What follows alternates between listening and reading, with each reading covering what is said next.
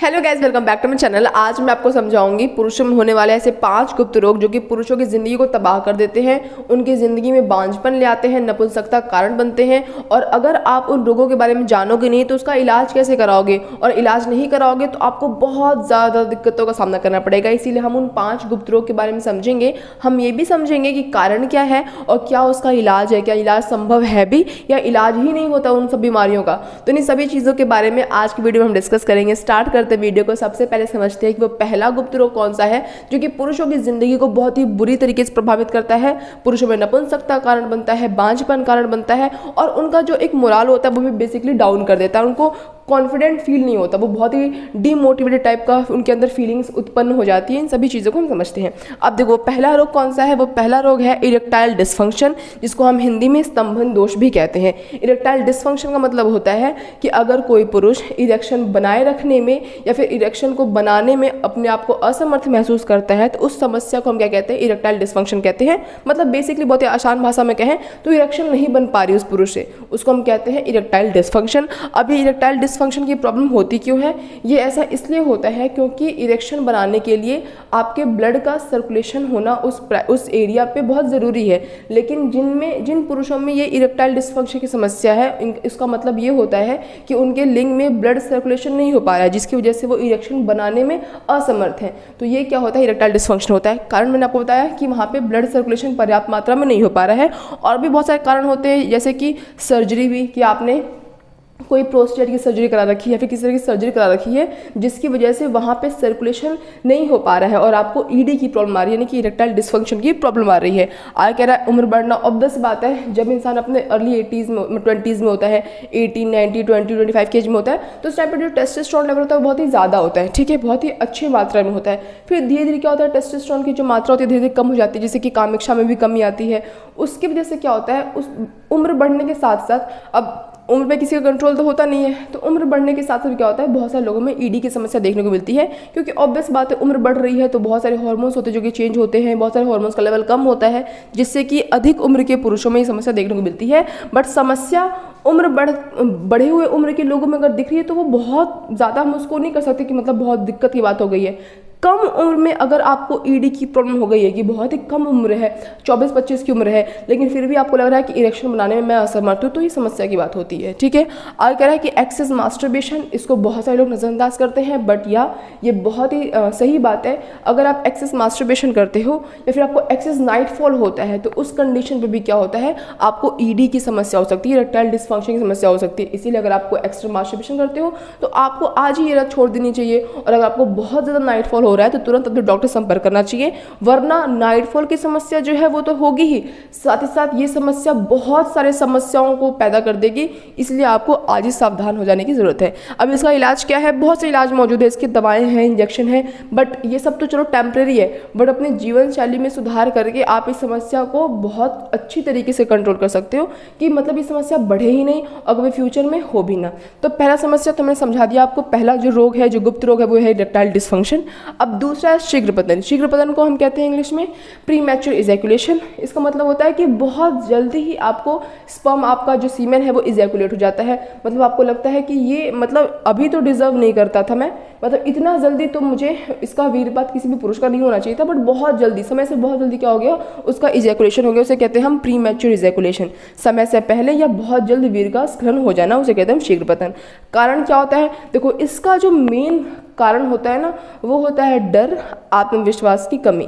अब ऐसा मैं क्यों कह रही हूँ? ऐसा मैं इसलिए कह रही हूँ कि बहुत सारे ऐसे लोग होते होंगे या फिर बहुत सारे ऐसे लोग होते हैं एक्चुअल में, जो कि अपने परफॉर्मेंस को लेकर बहुत ही टेंशन में, उन्हें लगता है कि ऐसा तो नहीं, मैं ऐसा हो जाएगा तो कोई ये सोचेगा, कोई कुछ और सोचेगा, मतलब जो आपका पार्टनर है, तो उसको लेकर बहुत ही स्ट्रेस में रहते हैं, टेंशन में रहते हैं, तनाव में रहते हैं। तो जब वो एक्चुअल बारी आती है तब वो अपना 100% नहीं दे पाते, उनके मन में पहले से ही डाउट होता है, डर होता है, इसीलिए बहुत ही जल्दी क्या होता है, स्खलन हो जाता है, इजैकुलेशन हो जाता है। इसीलिए कॉन्फिडेंट फील करना चाहिए, कभी भी ऐसा नहीं सोचना चाहिए कि या फिर कुछ भी जिंदगी में कुछ भी आ रहा हो, एग्जाम हो, ठीक है, या फिर कहीं आप जा रहे हो, कुछ भी हो, अगर आप पहले से ही डीमोटिवेट फील करोगे कि मेरे से तो हो ही नहीं पाएगा, मैं तो कर ही नहीं सकता, मैं तो कर ही नहीं सकती, तो सचमुच आपसे नहीं हो पाएगा। तो इसीलिए कभी भी किसी चीज़ को लेकर स्ट्रेस में, तनाव में, डिप्रेशन में नहीं जाना चाहिए। जो होता है बाद में वो तो बात की बात है। तो ये कारण, इसका कारण क्या होता है? मुख्य कि संबंध बनाने का डर होता है, तनाव होता है, आत्मविश्वास की कमी होती है, आप पहले से ही डरे हुए होते हो, इसीलिए क्या होता है अक्सर प्री मैच्योर इजैकुलेशन की समस्या देखने को मिलती है। अब इसका इलाज क्या है? इलाज यही है कि बिना इलाज के ही सही हो जाता है, ऑब्वियस बात है।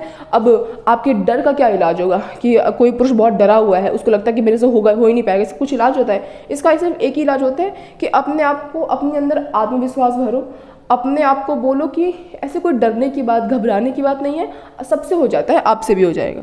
ठीक है, अब देखो क्या कह रहा है कि जीवन शैली सुधार कर सकते हैं, तनाव को मुक्त करके शीघ्र पतन की समस्या से छुटकारा पा सकते हैं। आगे कह रहे हैं कि टेस्टोस्टेरोन की कमी जो तीसरा गुप्त रोग है, जो प्रॉब्लम है, जो कि पुरुषों में बहुत बड़ी समस्या है, इससे उनमें बांझपन की समस्या देखने को मिलती है, वो है टेस्टोस्टेरोन की कमी।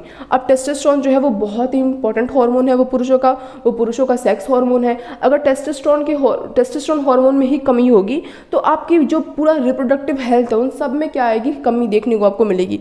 तो जो टेस्टोस्टेरोन हार्मोन का जो लेवल होता है वो 18-20 की उम्र में बिल्कुल अपने चरम सीमा पे होता है, बट जैसे जैसे आपकी उम्र बढ़ती जाती है टेस्टोस्टेरोन हार्मोन का जो स्तर होता है वो धीरे धीरे घटता जाता है।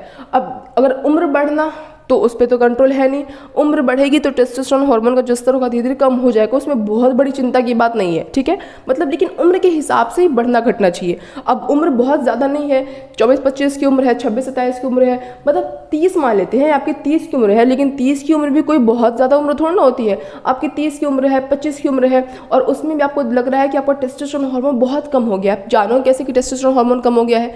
जो हेयर ग्रोथ है बहुत ही कम हो गया है, आपके मन में सेक्सुअल जो इंटरकोर्स है वो आपसे नहीं होता है, आपके मन में कामेक्षा की कमी आती है, या फिर आपकी जो वॉइस है आपको उसमें चेंजेस देखने को मिलते हैं, बहुत हेयर फॉल होता है, मतलब बहुत सारे सिम्टम्स होते हैं, या आपका स्पर्म काउंट कम हो गया है। ये सभी आपको बताते हैं कि आपका जो टेस्टोस्टेरोन हार्मोन है उसका लेवल बहुत ही कम हो रहा है। तो ये बहुत बड़ी समस्या है जो कि पुरुषों में देखने को मिलती है। क्या 18 वर्ष की आयु पर जो टेस्टोस्टेरोन हार्मोन होता है वो पीक पर होता है, उसके बाद धीरे धीरे कम हो जाता है। अब सिम्टम्स मैंने आपको बताया, उसके अलावा भी सिम्टम्स होते हैं, जैसे कि थकान महसूस होती है, स्टेमिना में कमी होती है, इरेक्टाइल डिसफंक्शन यानी कि इरेक्शन नहीं हो पाता है, तब टेस्टोस्टेरोन का लेवल आपका उस टाइम पे कम हो सकता है। कारण अंडकोश की समस्या अंडकोश की समस्या क्यों होती है? क्योंकि जो हार्मोन्स है उसका बहुत बड़ा रिलेशन है। ठीक है, अब जिस मान लो कि जो टेस्टिकल्स है वहाँ उसमें कुछ प्रॉब्लम हो गई है, कोई सर्जरी है जिसकी वजह से जो हार्मोन है उसका उत्पाद नहीं हो पा रहा है, तो इसलिए क्या होता है टेस्टोस्टेरोन हार्मोन की कमी आती है। अगर आपके अंडकोश में कोई समस्या है, मोटापा भी बहुत बड़ा रीज़न होता है। मोटापा का तो हम रिलेशन लेते हैं उसका टेस्टोस्टेरोन हार्मोन से, कि अगर आपका मोटापा बहुत ज़्यादा है तो टेस्टोस्टेरोन हार्मोन उतना ही कम होगा। जितने ज़्यादा आप फिट होगे उतना अच्छा आपके टेस्टोस्टेरोन लेवल हार्मोन का प्रोडक्शन होगा। इसीलिए अपने मोटापे पे, अपने वेट पे, एक हेल्दी वेट को अपने आप ध्यान रखना चाहिए, मेंटेन रखना चाहिए। इलाज क्या होता है? वैसे तो बहुत सा इलाज है, आप डाइट लेकर वो सभी चीज़ें जो कि आपके हार्मोन को ट्रिगर करें, बूस्ट करें, जिसको खाने से उन सभी चीज़ों का सेवन करना चाहिए। अगर आपको देखना है तो मैंने ऑलरेडी वीडियो बना रखी है कि किस तरीके से आप अपने टेस्टोस्टेरोन लेवल को बढ़ा सकते हो, बट फिलहाल के लिए बता सकती हूँ मैं ये आपको कि डाइट को इम्प्रूव करके टेस्टोस्टेरोन हार्मोन की जो लेवल है उसको बढ़ाया जा सकता है। और अगर बिल्कुल ही ख़त्म हो गया है, या फिर मान लेते हैं किसी का अंडकोश ही नहीं है, जहाँ पे कोई किसी का वृषण ही नहीं है, तो हार्मोन का उत्पाद होगा कहाँ से? तो उस कंडीशन पे क्या होता है, उनको हार्मोन रिप्लेसमेंट थेरेपी की मदद वो ले सकते हैं, जिससे कि उनका हार्मोन बना रहे शरीर में। ठीक है, आगे कह रहा है पेरोनी रोग। पेरोनी रोग पे मैंने रिसेंटली वीडियो बनाई थी। इसमें इसका मतलब होता है लिंग का टेढ़ापन हो जाना, यानी कि जो आपका पेनिस होता है वो बेंड हो जाता है, वो मुड़ जाता है। वो ऊपर को भी मुड़ सकता है, नीचे को भी मुड़ सकता है, दाएं को भी मुड़ सकता है और बाएं को भी मुड़ सकता है। बहुत बड़ी समस्या है। ये समस्या इतनी बड़ी है कि इससे आपको नपुंसकता, बांझपन कुछ भी हो सकता है। आप नेचुरली तो कंसीव नहीं करा सकते, हाँ IVF के जरिए आप पेरेंट्स बन सकते हो, बट अगर आपको पेरोनी रोग हो गया तो आप नेचुरली अपने पार्टनर को कंसीव नहीं करा सकते। तो ये बहुत बड़ी समस्या है। इस समस्या का कारण ये होता है कि इंटरकोर्स के दौरान चोट लगती है, वो चोट जो कि अज्ञात होती है, जो कि बहुत सारे लोगों को पता नहीं चलती। धीरे धीरे क्या होता है, धीरे धीरे वो चोट बढ़ती जाती है और वहाँ पे एक निशानोत्तक डेवलप हो जाता है, जो कि आपके लिंग को टेढ़ा कर देता है। तो ये इंटरकोर्स के दौरान चोट लगने के कारण से भी होता है, और एक्सेस मास्टरबेशन के कारण भी होता है, कि जो बहुत ही वाइल्ड हो जाते हैं उस कंडीशन पे ऐसा लोगों को हो जाता है। फिर कह रहा है इसका इलाज क्या होता है? इसका इलाज बहुत ही रेयर केस में पॉसिबल होता है, बट ऐसा नहीं है कि पॉसिबल ही नहीं है। आप जो एक लास्ट ऑप्शन बचता है वो होता है सर्जरी। आप सर्जरी की हेल्प से पेरोनी रोग को ट्रीट कर सकते हो, ठीक कर सकते हो। आगे बात करते हैं कामेक्षा की कमी। कामेक्षा कमी होता है यौन इच्छा में कमी आ गई है। अब यौन इच्छा में कमी कोई अपने आप में सिंगल एक बीमारी नहीं है। यौन इच्छा में कमी आपकी बहुत सारी बीमारियों से रिलेटेड है। जैसे कि यौन इच्छा में कमी किसी को क्यों हो सकती है, क्योंकि हो सकता है उसको लगता हो कि मुझे इरेक्टाइल डिस्फंक्शन है, मुझे इरेक्शन ही नहीं हो रहा है, या फिर मुझे पेरोनी रोग है, या फिर मुझे प्री मैच्योर इजैकुलेशन की समस्या है। तो किन्हीं और समस्या की वजह से लोगों की काम इच्छा में कमी आ जाती है। अब इसका इलाज क्या होता है? इलाज ये होता है कि उन समस्याओं को ट्रीट करके आप अपने कामेक्षा की कमी की समस्याओं को ट्रीट कर सकते हो। बाकी एक मनोवैज्ञानिक टाइप की प्रॉब्लम भी होती है लोगों में, जिससे कि उनके अंदर कामेक्षा कमी आती है कि मान लो आपके पार्टनर के साथ मतलब जो भी बातचीत है वो सही नहीं है, एक कनेक्शन है वो सही नहीं है।